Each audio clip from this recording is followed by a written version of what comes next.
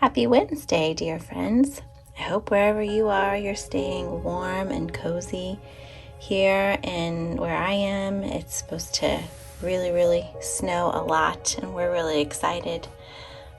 And then the excitement will fade and we'll want it to melt away, of course. But initially, it's very exciting here. So hopefully everybody else can be safe and warm and enjoy it.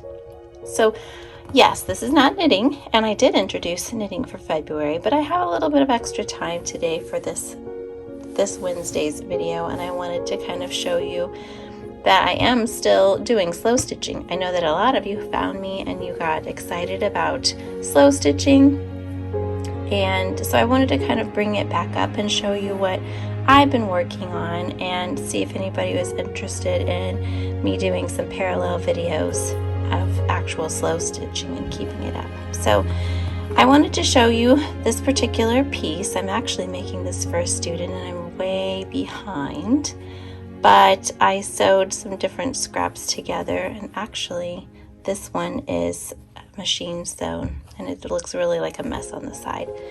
And I'm going to put the good sides together, and I am wanting to hand sew all the way around. So this is going to be what's kind of like a mug cozy, but a little bit bigger, so you can have like a mug rug, if you will, and you'll have like a tea or coffee, and then you have enough space for like a little cookie or something else.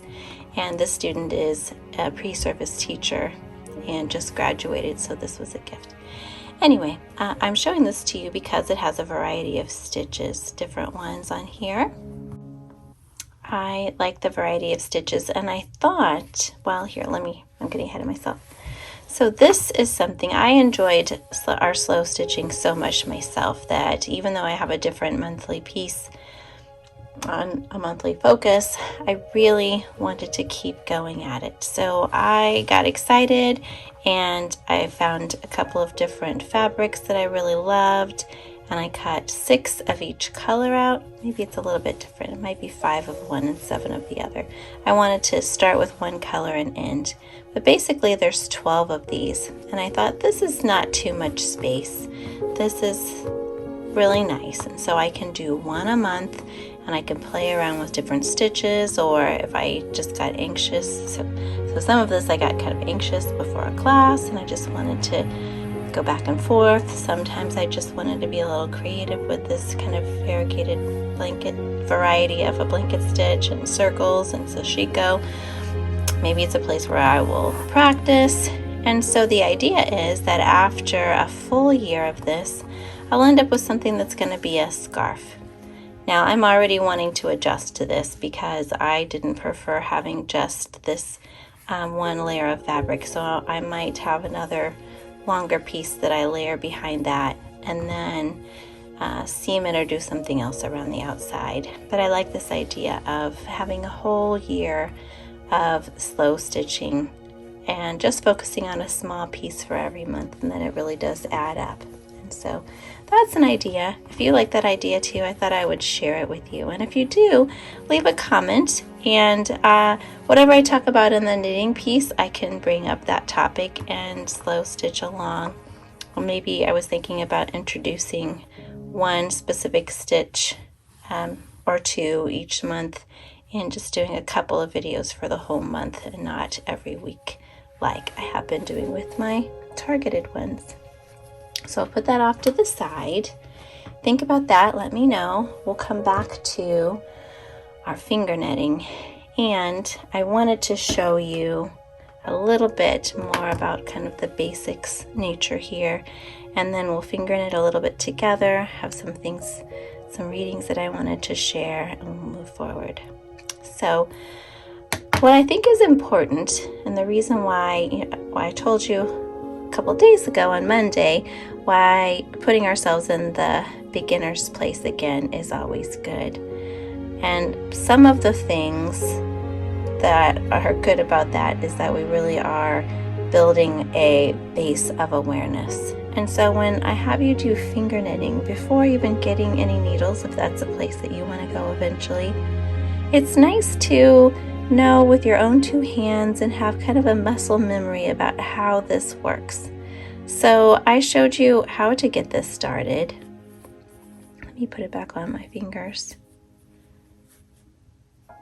With the wrapping and then tugging the tail consistently so that you get a good length, and then wrapping this around. But what I realized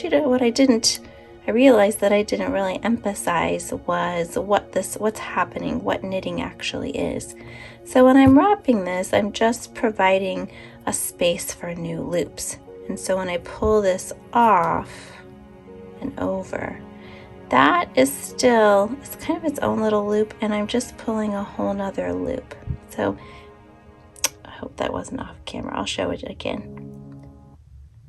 And I crocheted before I knit, and so this seems familiar to me in that I would be creating a new loop inside, and it would just, keep going. I know that one of my daughter's friends would even do finger crochet, and it looks a lot like that. But I just wanted to point that out to you, that that's what's happening. We're just putting loops inside of loops.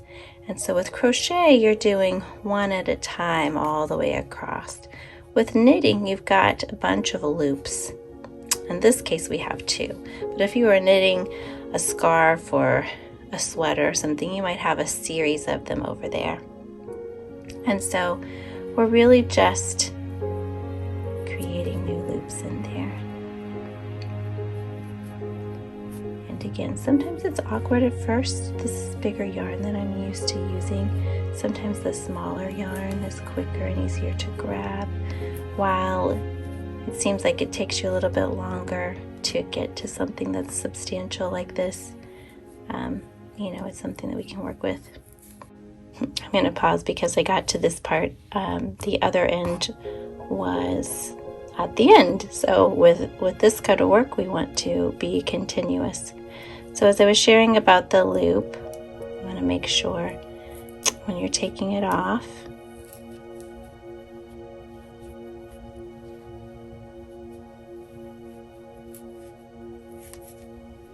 and tugging the tail, being careful to keep a little bit of tension right there. And then just this one's really getting longer. And again, I could just keep going, especially when I wrap this into a rug or something. But it's just something nice to keep your hands busy. But as I said before, when we pull that off, it's just becoming a loop, just over and over again. And you might notice that my tension looks like it's a little different from what it was before. And there's these nice little V's, and if you've looked at a piece of knitting, these are what they're known as. I think they're called legs. The one. So if we're making one left or right within that, I know sometimes it talks about the legs in there. Maybe someday we'll get into the anatomy of knitting. But before we get too far into that, I wanted to take this off, and then I'll get back to that in a minute. Come back to this book, Knitting for Radical Self-Care, A Modern Guide by Brandy Cheyenne Harper. And again, as I said before last week, it's a beautiful book. It's really beautiful for just reading and just enjoying her perspective and how she sets up her different patterns and how they connect to radical self-care. I highly recommend, and it does use yarn that's a little bit thick like this one, and maybe even a little bit bigger than this. So actually you can make progress pretty quickly, and she gives lovely illustrations, so I highly recommend that. But she does think highly of Audre Lorde and does share some quotes, and I have one to share that I think, as we're doing this work today, might be meaningful to you. When I dare to be powerful, to use my strength in the service of my vision, then it becomes less and less important whether I am afraid. I find that about myself. If I haven't had time to sit with myself as a beginner or just an experienced knitter or sewer, or just quietly by myself, to really think about where I'm going this week, this month, this year, or beyond, then, I don't feel very grounded. I don't feel as grounded in who I am and what I want to accomplish. And if that happens often enough, I feel like I kind of lose my way. And then there's this fear of not necessarily being worthy, or I don't know, just the fear just kind of creeps in. And if I'm not grounded in my purpose or what I want to do, even if my purpose is less about my profession, even if it's more of my personal life, and I want to ground myself in being a good caregiver of my family, then, it's really important to stop and pause, whether you're doing something like this, or maybe you want to focus on yourself as a beginner and just have some time and space from all the things that are buzzing around. Even if you're not thinking about your vision or your goal while you're doing this practice, sometimes doing this will provide an opening.